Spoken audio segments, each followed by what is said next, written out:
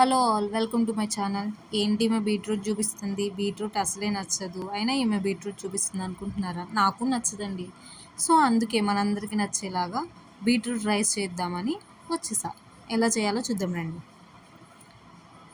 Oil వేడెక్కాక తాలింపు గింజలు అలాగే వెండుమిర్చి వేసుకొని ఫ్రై చేసుకోండి.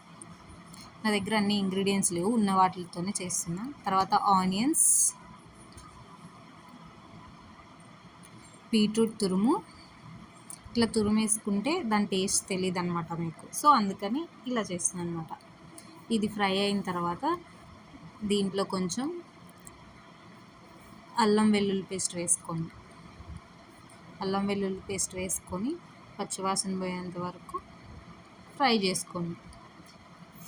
5 మినిట్స్లో అయిపోతుంది. ఇది ఎక్కువ టైం కూడా పట్టదు. దాని తర్వాత ఫ్రై అయిన తర్వాత పసుపు, ఉప్పు, కారం, నా దగ్గర కొంచెం నువ్వులు ఉన్నాయన్నమాట, నువ్వులు కూడా వేసుకుంటున్నాను. మీకు ఇష్టం ఉంటే వేసుకోండి. వేసుకొని ఒకసారి కలుపుకొని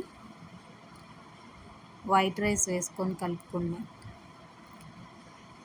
హై ఫ్లేమ్లో పెట్టి కొంచెం టోస్ట్ చేసేస్తే బీట్రూట్ రైస్ రెడీ.